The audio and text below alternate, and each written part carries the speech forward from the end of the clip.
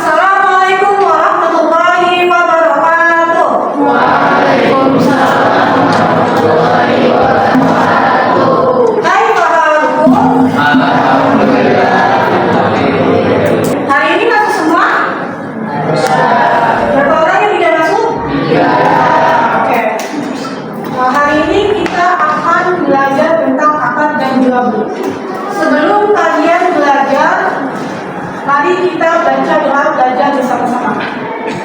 Doa dimulai. Bismillahirrahmanirrahim. Rabbi zidni ilman warzuqni fahman. Ishrah li sadri wa yassir li amri wahlul 'uqdatam min lisani yafqahu qawli. Baik, hari ini kita akan belajar tentang akad dan jual beli. Silakan kalian buka poin-poinnya. Ada yang tahu nggak apa pengertian akad? Boleh secara bahasa dan secara Islam. Ada yang tahu pengertian akad? Apa? Akad itu secara bahasa artinya persetujuan atau kesepakatan.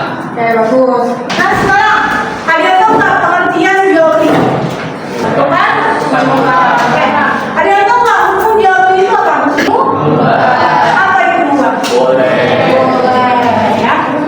Oke, kita lanjut di slide pertama itu ada pengertian akad secara bahasa. Secara bahasa ini maksudnya adalah secara pernikahan. Akad secara bahasa itu adalah perjanjian, mengikat dan kontrak. Maksud dari perjanjian itu adalah ketika orang melakukan yang namanya akad, berarti dia sudah melakukan yang namanya perjanjian. Dan di mana perjanjian itu harus ditepati, harus dipenuhi. Karena ibu minta satu orang untuk membaca pengertian akad secara Islam. Coba. Pengertian akad secara Islam. Akad adalah ijab kabul yang dibenarkan oleh syariat. Tadi secara Islam, akad itu adalah segala bentuk perjanjian atau perikatan yang dilakukan oleh kedua belah pihak. Yang di mana kedua belah pihak itu harus memenuhi akad yang sudah diucapkan atau dilaksanakan. Dan juga akad itu akan berkonsekuensi kepada objek akad.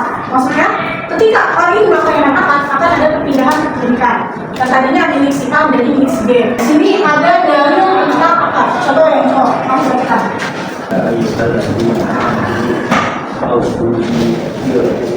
Artinya, Wahai orang-orang yang beriman, berjulah jadi janji. di sini sudah jelas ya, Allah memerintahkan kita sebagai orang-orang beriman untuk memenuhi janji-janji. Barang siapa yang mengingkari janji, maka termasuk orang apa? Orang munafik. Sekarang kita lanjut ke struktur atau rukun akad. Rukun akad di situ ada berapa? 3. Rukun akad ada di 3. Apa saja? Akid. Apa itu akid? Orang yang melangsungkan akad. Lalu yang kedua, makhluk alaih. Apa itu makhluk alaih? Objek akad. Objek akad. Yang ketiga, sikot. Tiga apa? Ijabah. Nah, oke. Orang yang melakukan akad disebut apa? Orang yang melangsungkan akad disebut Akid. akid adalah Orang yang melaksanakan akad. oke. Jadi harus tahu ya. Kalau makhluk alaih itu adalah Objek akad. oke, objek akad. Objek akad disebut Makhluk alaih. makhluk alaih. Rukun akad ada berapa? Ada 3. Terus ijab kabul disebut dengan apa itu sikot? Ijabah. Ijab kabul. Macam-macam akad. Coba kamu bacakan macam-macam akad. Ya, soalnya yang lengkap. Satu, berdasarkan sepakat Mayun dan Mayun Mayun. Dua, berdasarkan akad yang boleh berdasarkan al-Quran. Berarti terkait. Tiga, berdasarkan ada atau tidak ada imbalan. Dua, tidak dan sababun. Yang keempat, berdasarkan sepakat rukun atau tidaknya. Tapi dan pasti. Kelima, berdasarkan ada atau tidak adanya baru satu. Keempat dan Oke, macam-macam akad ada berapa? Ada 5. Yang pertama itu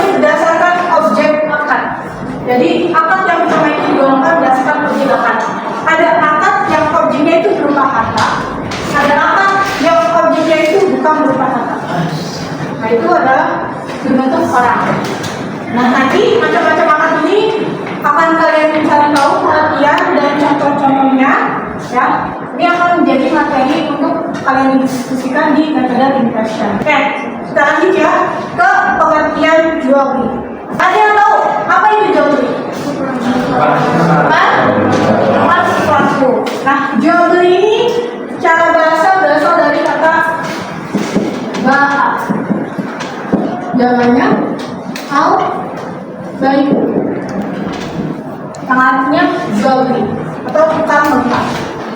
Waktu zaman dulu, jual beli itu disebut dengan barter. Kenapa dengan barter? Karena ketika orang itu melakukan jual beli, malah itu bukan berupa uang, tetapi berupa barang. Jadi pertukaran barang dengan barang, bukan pertukaran barang dengan uang. Jual beli itu harus saling hidup. Ini nama bayu kan kalau di mana jual beli itu harus saling hidup. Itu dari jual beli ini adalah salah satu dari penjual. Di mana penjual itu merelakan barangnya untuk diberikan kepada pembeli dan pembeli itu rela memberikan uangnya kepada si penjual. Sebenarnya kalian pernah kita sedikit dulu ya. Oke. Coba duduknya yang rapi. Kalau ibu bilang tepuk pagi, kalian punya satu kali ya. Oke. Kalau ibu bilang tepuk siang, kalian punya dua kali. Kalau ibu bilang tepuk sore, kalian punya tiga kali. Kalau ibu bilang malam, kalian tidak tepuk. Ya. Oke. Siap? Siap. Tepuk pagi. Siap? Malam?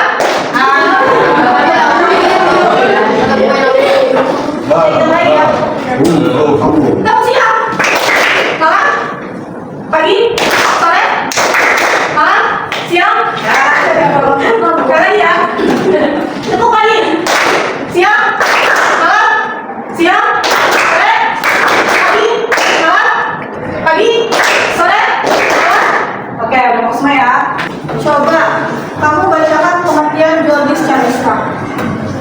Jual beli adalah tukar menukar sesuatu yang memberikan konsekuensi kepemilikan barang dan jasa secara permanen. Jual beli itu adalah transaksi transaksi yang dimana akan memberikan konsekuensi kepemilikan.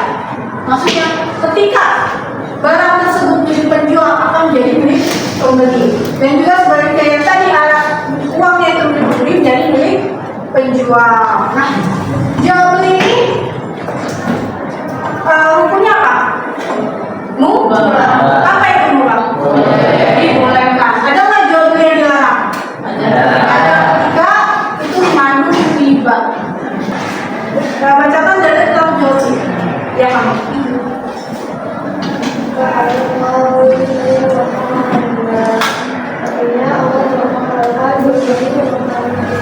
Oke, sini sudah jelas ya.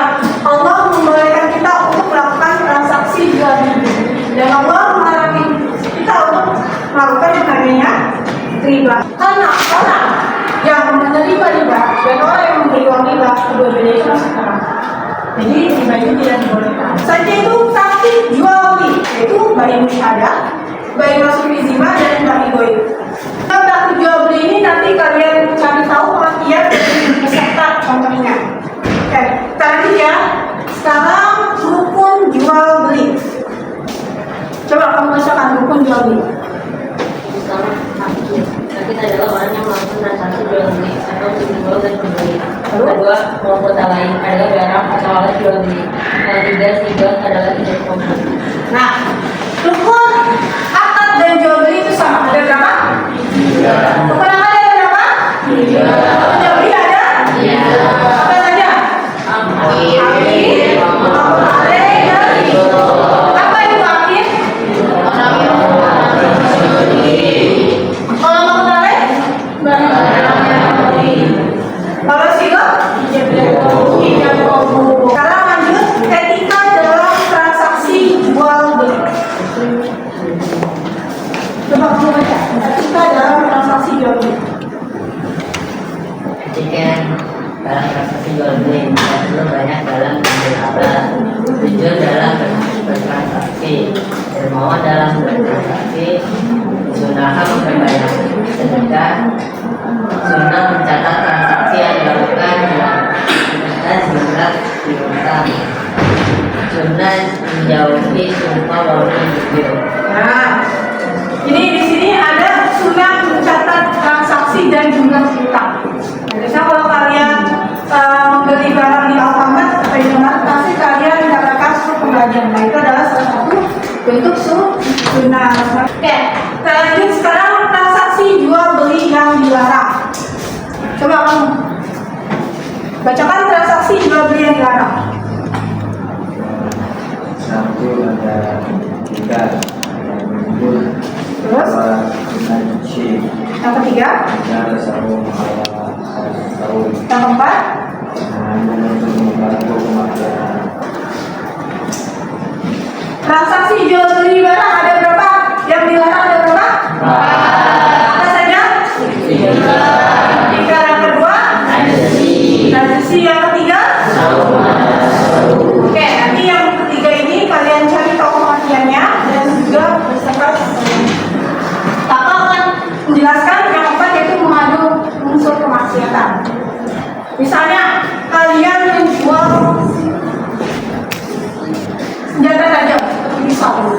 Lalu ada penjahat yang membeli senjata barang kalian. Nah, itu tidak diperbolehkan. Kenapa? Karena kalian tahu niat dari penjahat kita adalah untuk membunuh orang. Tapi kalau kalian tidak tahu niat orang tersebut membeli, maka tidak apa-apa. Sekarang kalian akan belajar dengan metode tim pressure. Nah, kakak sudah bagi kelompoknya. Yang nanti soalnya sudah mau bagikan ya. Oke. Nanti kalian jawab soalnya di kertas rendah. Di sini. Di sini ya. Kalian tulis jawabannya di sini. Kasih nama dan juga nama kelompok. Nama kelompoknya. Namanya nama kalian sendiri ya, bukan nama kelompok kalian semua. Enggak usah. Oke. Kakak beri waktu kalian 5 menit untuk mencari jawaban. Lalu setelah kalian cari jawaban, kakak akan kasih waktu untuk diskusi. Nah, nanti diskusi itu kalian akan merekam pikiran dengan teman kelompoknya. Dekat aja. Nanti cari jawaban yang menurut kalian benar atau tepat. Setelah itu, jadi bukan satu kelompok satu kertas ya, tapi satu orang satu kertas.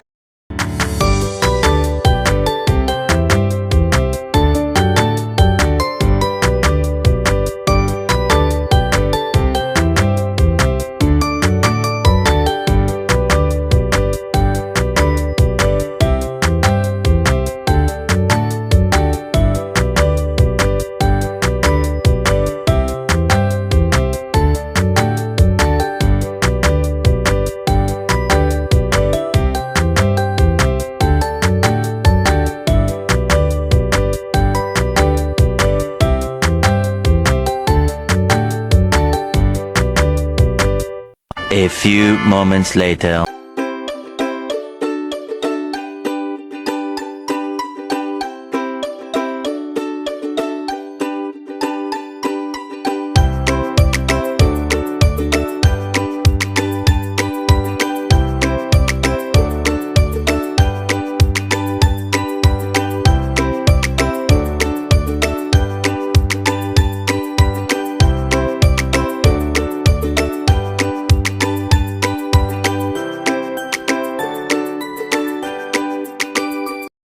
A few moments later. Assalamualaikum warahmatullahi wabarakatuh.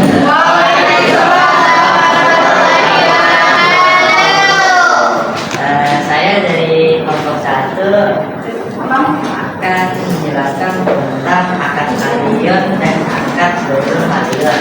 Jadi pengertian dari akad maliyun sendiri adalah akad yang berkaitan dengan pengelolaan, pemindahan, dan pertukaran harta antara dua pihak atau lebih agar memperoleh manfaat dan mendapatkan keuntungan materi. Lalu kalau akad bodul maliyun pengertiannya adalah akad yang tidak berorientasi pada harta. Jadi akad maliyun itu berfokus pada harta. Jadi teman-teman ada yang mau ditanyakan dari kelompok 1? Coba apa? Apa perbedaan Al Madiun dan Ghairu Madiun. Apa perbedaannya? Dari segi tujuan. Kalau Al Madiun tujuannya? Tujuannya kalian dia untuk harta. Nah, kalau Ghairu Madiun? Tujuannya tujuannya untuk mendapatkan ya. Oke.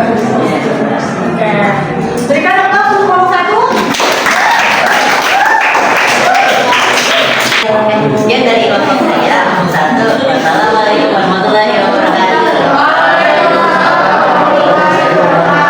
Oke, itu akan menjelaskan tadi yang kelompok 1 itu. Kalau Al Madiun, ya, dari kata ma, apa itu mau? Harta. Jadi, akad Madiun itu adalah akad yang objeknya itu berupa harta. Misalnya seperti akad beli. Kalau Ghairu Madiun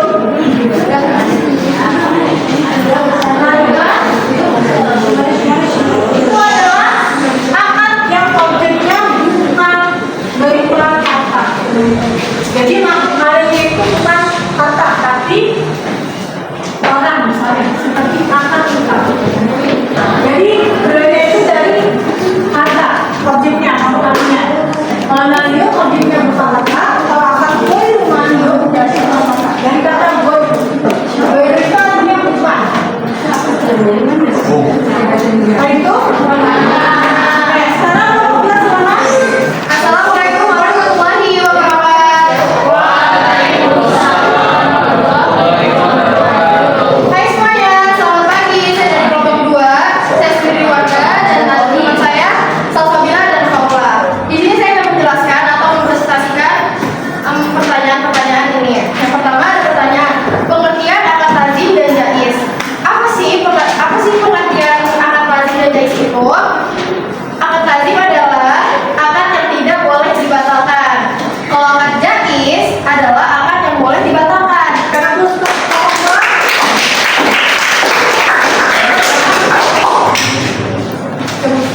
cukup sekian presentasi dari saya. Kurang lebihnya mohon maaf. Wassalamualaikum warahmatullahi wabarakatuh.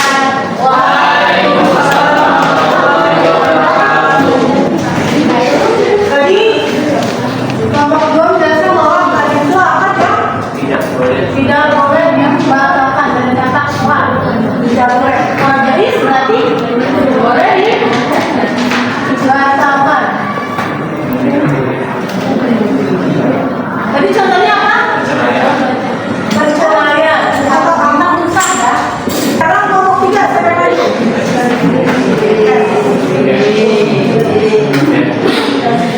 Assalamualaikum warahmatullahi wabarakatuh.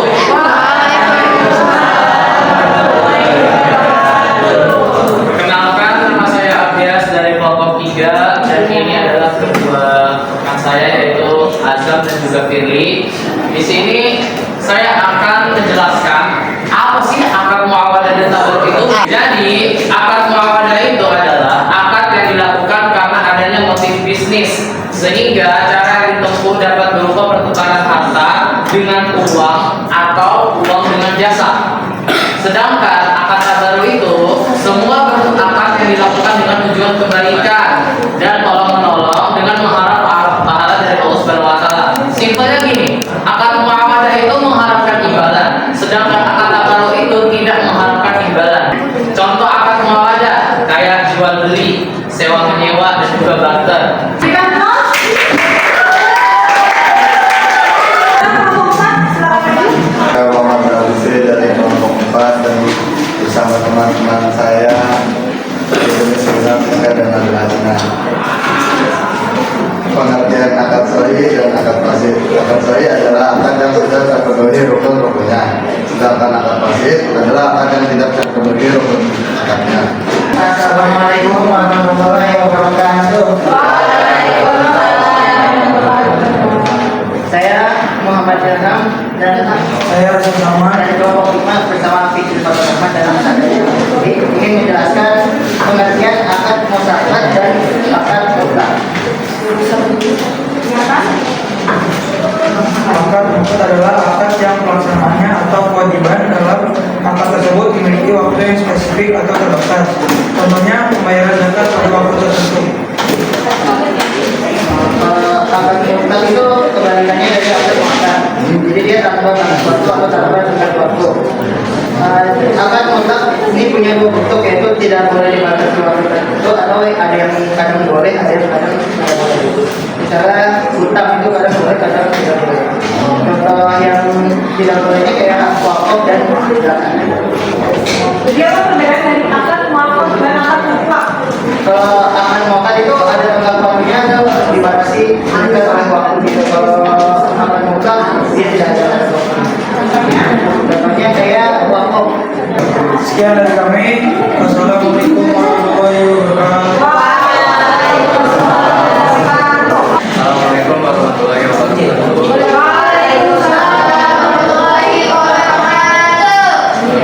Kami dari kelompok 6 dengan anggota saya sendiri, Gaza dan Billy.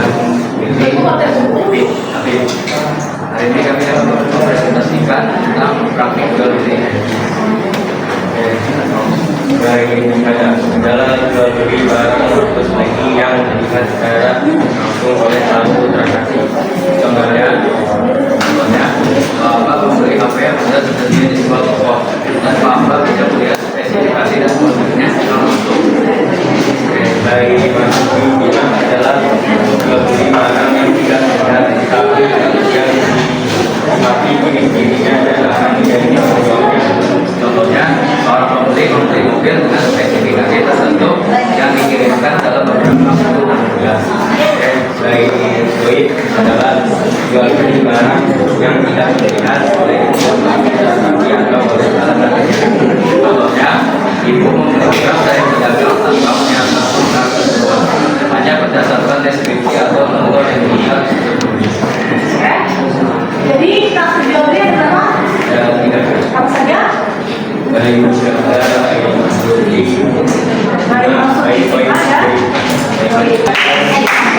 dari kami bersama-sama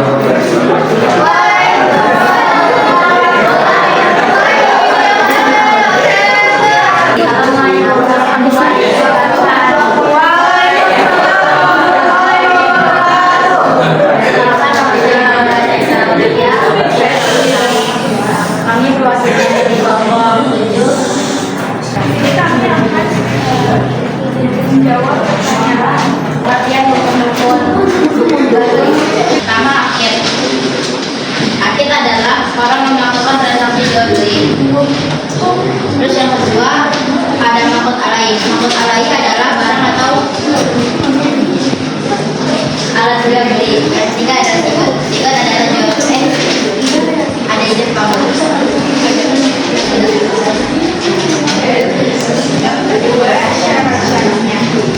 Itu ada balik berangkat. Assalamualaikum warahmatullahi wabarakatuh.